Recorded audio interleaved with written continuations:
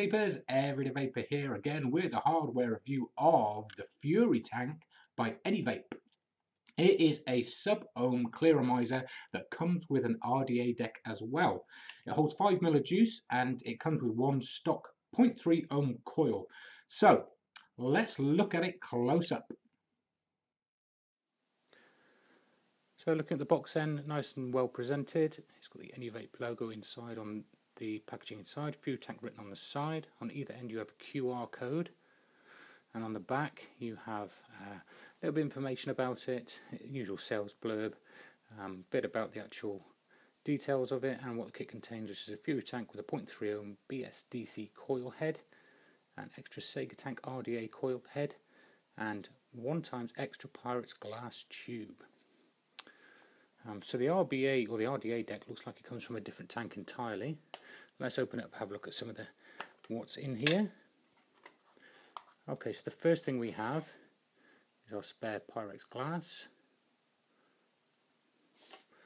and then we have our RBA deck, and there's the 0.5 ohm coil in there. Looks like a nice simple. Looks like it's just wicked with cotton wool there. Nice big juice channels, and it looks like it's got juice channels on the bottom as well, which is interesting. So you've got them on the side and on the bottom. Let's open it and have a look at that. Okay, yeah, that's definitely just cotton wool in there. So we can take that out. Nice simple coil with the juice channels, quite deep juice channels there. And it looks like a peak insulator in there as well. And then you have the airflow on the bottom there. Okay, so let's look at the tank itself then. So we can take that out. Is there any other information in there that we can see? There we go. There's a bit of a manual. Let's have a look at the manual first. So the manual's quite detailed, as you can see, but we're going to go through most of that with this review anyway.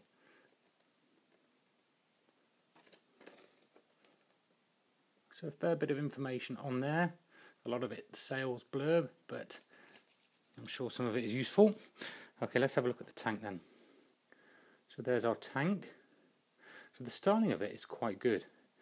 It's got this, I do like the red O-rings they put in things, it just gives it a bit of extra style to it.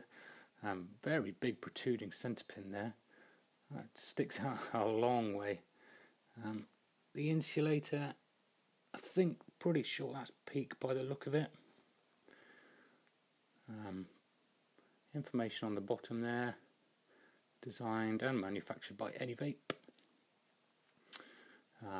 On here we looks like there is a drip tip airflow, and then we have the drip tip on the top as well, and then it has 4 airflow ports on here which move around very smoothly. So a nice big bore airflow on there. And inside on the chimney there you can see we have Anyvape written on it. Okay, so let's strip this down then. Easier said than done. Okay, actually let's just open this up a bit. As you can see, that's interesting. Look at that, when I turn the full drip tip, can you see that centre chimney moving up and down? So it's opening and closing, there's juice flow holes there.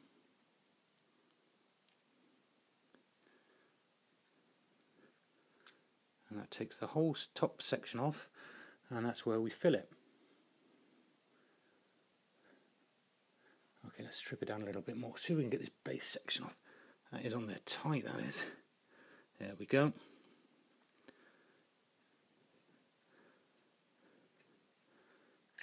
Okay, there's our base section off. Can we strip it down any further? The answer is no. So we can't strip it down anymore, but so I presume that the spare glasses, if that one breaks, you should just be able to slot one in, pick the little shards of glass out. But that's our chimney, a nice wide chimney in there. You can see it's sprung loaded in there as well. Okay, let's have a look here then. The airflow. Let's take out our coil. That's in there tight. you can see the coil has this massive airflow, not airflow, juice flow. There's a lot of wick in there, and it's not the tidiest coil, but it goes around, there's a centre chamber and the wick goes around the chamber as well. So it looks like it's wicked around a chimney and then through the coil itself.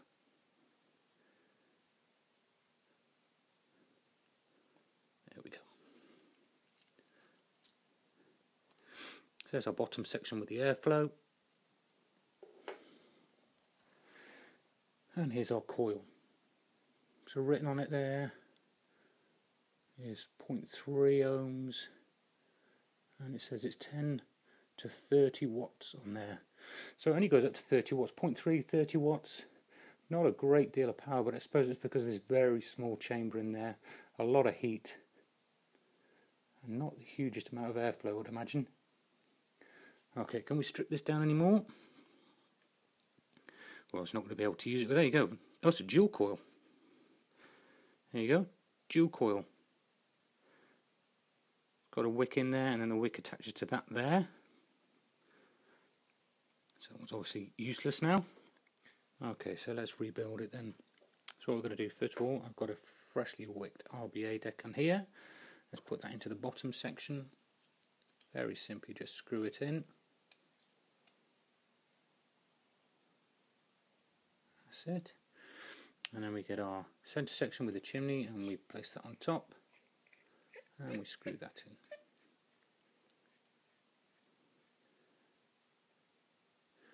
And then we can place our top section, or drip tip section, on top.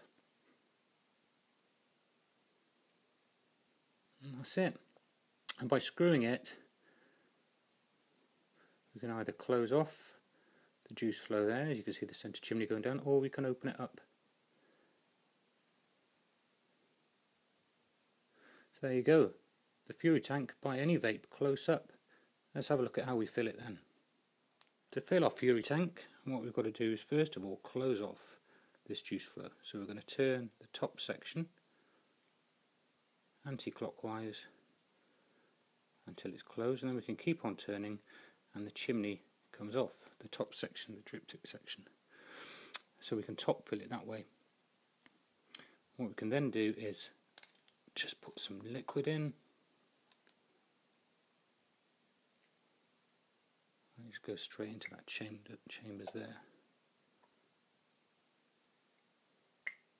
And that's it, it's dead simple. I'm not going to put any more on that because it's just a demonstration. And then we can just screw on our drip tip section, keep on screwing it clockwise, and the juice flow opens up. And that's it, very simple.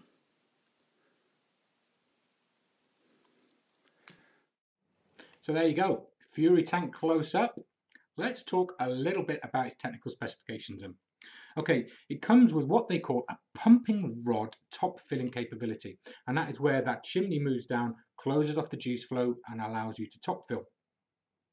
It's also got a bottom filling capability if you need to do that, if you're that way inclined. Now the coils that come with it are stainless steel coils, which allow for very quick ramp up time. As you've seen, it comes with 1.3 ohm dual coil.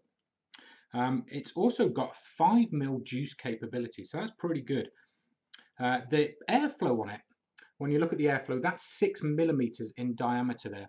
So it's quite a lot of airflow going through it. Comes with one spare glass, Pyrex glass tube as well. And then on the top, what it's also got is this airflow control. They call it a cooling fan. So just underneath the drip tip there, it's got another airflow allowing, or what they say, it's allowed to cooling the vape. So if you've got a hot vape going through, you can cool it down with that. Now it's constructed out of stainless steel. All the parts in there are stainless steel, so that's good to know. And it looks like it comes with peak insulators as well, allowing a good amount of power going through it, and it's not going to burn out the insulators. Okay, let's talk a little bit about its pros and cons then. Or cons first of all for me. Let's talk about the bad points and we'll finish on a good point. First of all, quality control. I got sent 2 of these. One of them, the airflow doesn't move at all. I can't move it. And so, you know, an adjustable airflow that doesn't work is pretty pointless really.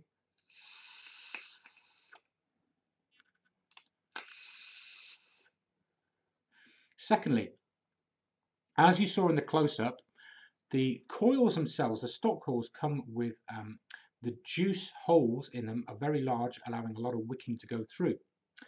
Now this pumping rod only goes down to, say, it leaves a, what would you call it, a 1.5 mil gap maybe.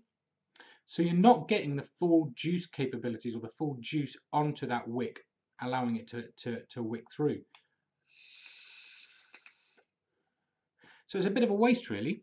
Massive amount of wicking capabilities, but it doesn't allow a full wicking.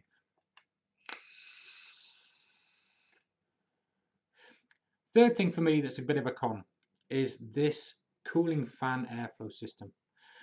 Now the stock coils only work between 10, well they recommend between 10 and 30 watts. I've had it up to 38 and I'm not getting any dry hits from it.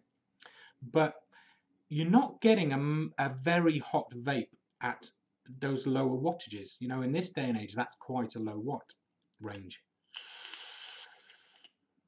So to have this cooling fan, they call it a cooling fan, there's no fan inside it, but to have that is pretty pointless because you're not getting a hot vape. At least not off the stock coils. I've got the RDA deck with a 0.5 ohm build on this, and running at 50 watts. And that's warm, but I wouldn't say it's hot. Let's open up this airflow. And it cools it a little bit. But it's flipping noisy. That is a noisy tank. It's not really a sociable tank because you're creating a hell of a lot of noise coming through that airflow at the top.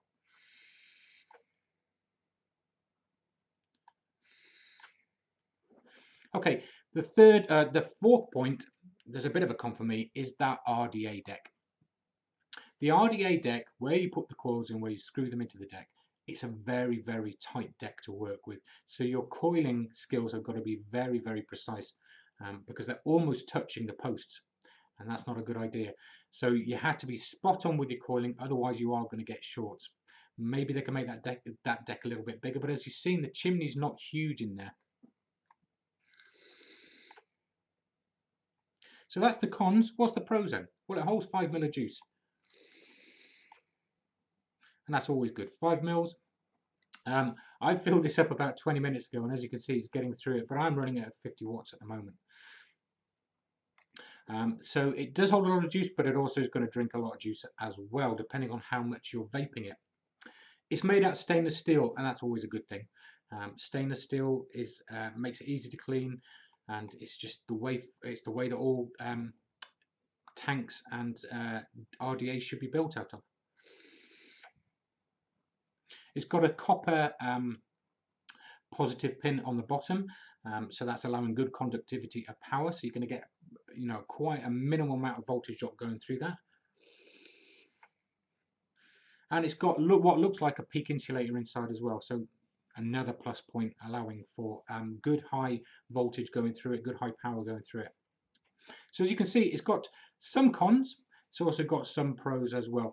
Is it the best sub-ohm clearomizer I've used? No, it's not, but it's not bad. I don't know the prices of it, so I don't know how it compares to other tanks, but it's another variation of what is a huge market for RDA and sub-ohm stock coil clearomizers. So that is the Furytank from Anyvape. I shall put a link below to their website. Check it out.